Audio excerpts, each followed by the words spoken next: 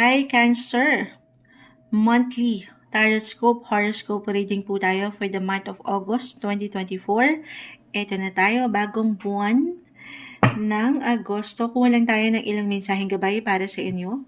Para sa mga taong nakikinig ngayon, Cancer, anong kailangan nilang marinig? August 2024, guidance, mensaheng gabay lamang po. Message. Cancer, August 2024, anong kailangan nilang marinig ngayon?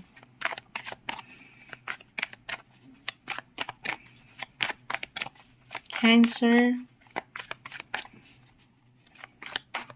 Okay. Ika-cut natin dito this time into 3. Kunin natin yung pinaka ang iwan ng cards. 4. 4 of Wands. 5 of Swords. In the Hierophant. Okay. Cancer 4, 5, and 5. So, balance. Balance is the key, guys. Na hindi madali. Relationship-wise, andito naman 4, ito yun, andito kayo, 4, Cancer is in the 4th house. Kayo to mismo, yung celebration ng inyong mga puso.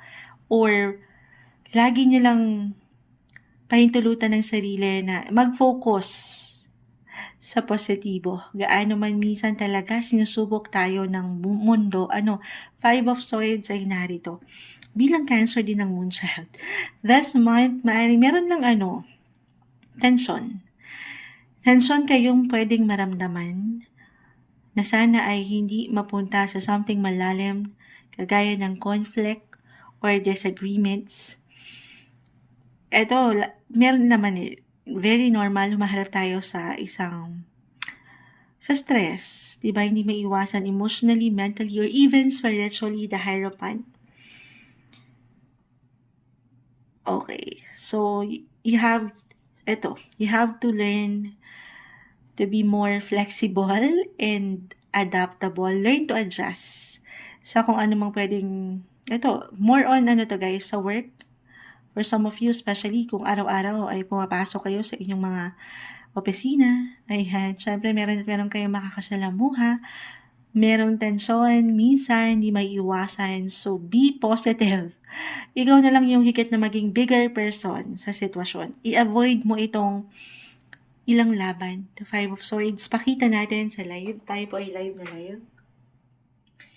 Sino mga Cancer sa inyo? 5 of Swords, ito yung ilang war. Ayan, ilang battles nyo. So, choose your battles wisely this month, August 2024, Cancer. Hindi lahat ng laban ay para sa atin. Okay? Piliin mo lang. Hindi sa nonchalant ka lang ay sumasang-ayon ng ilang ingay. Hindi naman sa mawawalan ka ng pakialam. Pero, relax. Okay? Kasi as a Cancer, very empathetic naman kayo. Sensitive, hindi lang sa inyong pakiramdam pero pati sa ibang tao. Umaangat pa nga minsan yung pagiging makatao. So, kalma.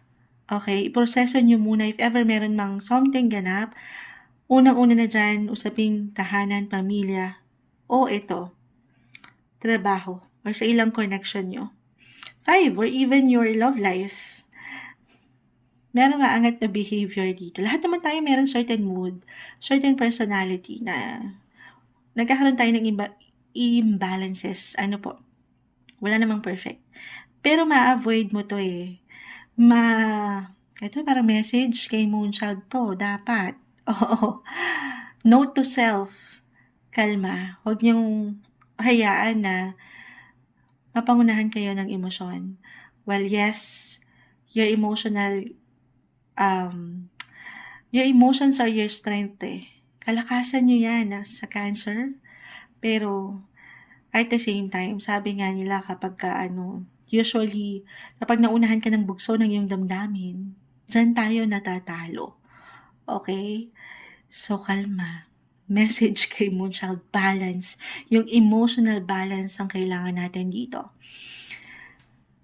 Okay? Or maybe other messages. Tayo po general reading, Cancer. If ever hindi mag-apply yun, Andito yung strength, yung courage, yung confidence. Parang ang ilan sa inyo ay higit na nagiging competitive pagdating sa inyong mga careers, especially nanlalaban. Okay? Nakikipagdigmaan. Ay, para kayong si ano dito, si Gabriela Silang. Charot. Hindi. Ang strong, ang strength. Andito yung, kasi yung faith nyo rin eh.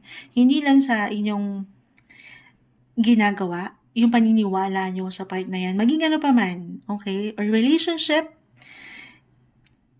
meron ako idadagdag dyan maya-maya, pero dito, yung faith na meron kayo sa Kanya, sa ating nag-iisang creator, si Lord, maging ano pa man po ang inyong faith or religion. Actually, right now, si Mars, si Mare, oo, currently transiting your 12th house of spiritual sector. Yung spirituality. So, yung connection nyo na meron kayo sa Kanya, kapit lang kayo sa Kanya, maaaring kakaiba. Higit kayong nagiging intuitive ngayon. Higit kayong lumalakas yung inyong mga pakiramdam. So, gamitin niyo yan sa mas balance, okay? Nang hindi tayo nasasobrahan agad or nakukulangan. Uulitin ko, may mga ano, sa realidad kasi, hindi tayo si Darna, okay? Wala tayong lakas or kakayanan na magampanan lahat. So, piliin mo lang muna, kahit ngayong buwan, yung alam mong kaya, okay? And realistic kasi yung ilang laban ay hindi para sa atin. Talikuran mo yung ilang enerhiya na alam mong hindi para sa'yo. Tulungan ng sarili na huwag masyadong ma-attach ang iyong emosyon na hindi para sa'yo. Pray. Okay, alam naman natin how powerful prayer is. Other messages. Dito pa rin tayo career-wise, i-add ko kasi parang yung energy po ay narito, 5 of Swords. Ready kayo to take action. Yung pagiging competitive, na ang ganda, okay? Pero dahil nga, nag-iingat kayo dyan sa part na yan, baka naman, kayo'y hindi nyo napapakiramdaman ang inyong mga sarili, physically, mentally, emotionally, pagod na pala. Mars in the 12th house, meron tendency na umaangat dito yung inyong mga lakas, may strength, spiritually, yung connection nyo, yung inyong on a soul level. So, tulungan ng sarili na huwag masobrahan doon. I mean, hindi naman nasama. Pero kasi baka masyadong malakas yung pakiramdam nyo, may tendency na hindi nyo mapakiramdaman yung pagod spiritually. For some of you, maring makaramdam nung kahirapan na sa pagtulog. Oo, during this na transit sa 12th house si Mars, may struggle, maaring umangat yung inyong mga insomnia. So, kalma. Okay? Pray. Alam naman natin how powerful ang prayer, the Hierophant. Other messages, tayo po ay general reading. Hindi po kailangan lahat ay mag-apply. Kahit pa pare-pareho tayo ng sun sign, napakalawak po ng astrolohiya. So just only take what resonate. Okay, for some of you na higit talagang mag-a-apply yung pagiging competitive, kalma, balance, at tulungan ng sarili na maging aware pa rin sa inyong dinadaanan o tatahakin ngayong buwan. Nang hindi kayo nagmamadali, kasi nga, yes, ang ganda nung nasa-challenge kayo na mag-push, na merong marating, merong makita, pero baka ano naman to, hindi nyo napupuna ay meron na pala kayong nasasagasaan na ilang tao, yung feelings, o kahit sa simpleng emosyon, so kalma. Uulitin ko, hindi lahat ng laban ay sa'yo lang. Baka ganun naman. May mga laban din ng ilang tao sa iyong paligid. So, balance is the key. Ano pa? Hanggat nagpo-focus ka lang naman, alam mo naman sa iyong sarili na ibinibigay mo yung strength, yung lakas mo, yung enerhiya mo sa iyong ginagawa.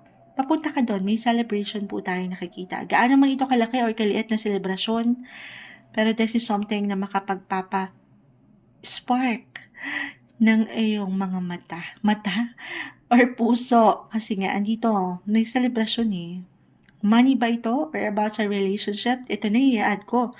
When it comes to relationship area, love life, the Hierophant, the Four of Wands. For some of you, again, lalo pa, kung andito na kayo sa posisyon na meron na kayong ilang laban na nalagpasan, couples in a relationship, maaaring makatanggap kayo this month ng love or marriage proposal.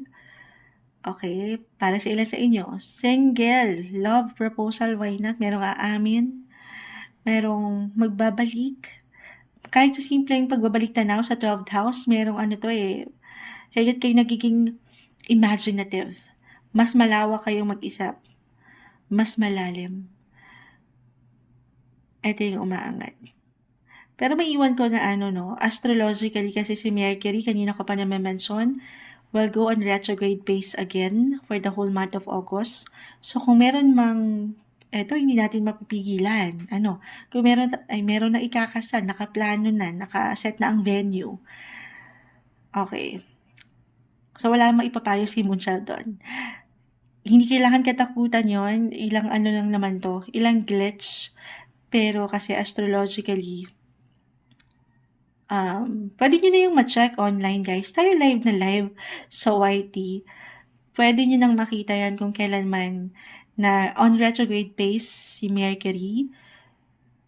Mercury kasi is the planet of communication, connection, transportation, technology. Okay, so dyan na lahat pumapasok yung contract, agreement. Diba kapag kinakasal, merong pipirmahan. So dyan medyo nagkakaroon ng glitch. Pero hindi po lahat ay about doon. Maaring dito, halimbawa, ikakasal talaga ang ilan sa inyo this month. Maaring makaramdam ng ilang hindi ganun ka-smooth na transaction sa ilang organizers nyo. Yung ganun lang naman, hindi kailangan laliman about sa relasyon agad. Napakalawak nito. Pero stay flexible kung ating i-apply. Patuloy na maging bigger person sa sitwasyon. Pag-unawa, as a Cancer, malawak naman din ang inyong pag-unawa. Maad ko lang yun, astrologically. Pero, ayan, may celebration po. May harmony or maybe isang message na papaangatin nyo yung kanina ko pang na-mention, yung faith. Isentro nyo siya sa inyong relasyon at walang malalim na magiging problema. Ang ating nag-iisang creator, si Lord, isentro nyo yan. Isentro nyo siya sa inyong mga pag-ibig, relationship, family, may umangat na, service. So, about pa rin yan sa work, yung serbisyo nyo sa pang-araw-araw. At pa tayo, Cancer, ayan na. Healing. So, ito, kung meron man talagang mag-appear na conflict, tension, meron paghilom. Papaangatin nyo raw dito yung act of service nyo. Act of service or love language nyo. Dahil ang mga bagay-bagay naman, everything is temporary lang daw.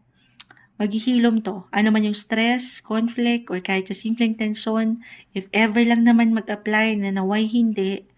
Pero, ayan, bilang kay mga Cancer, patuloy na healing. Tulungan ng sarili na hindi ito laliman, okay?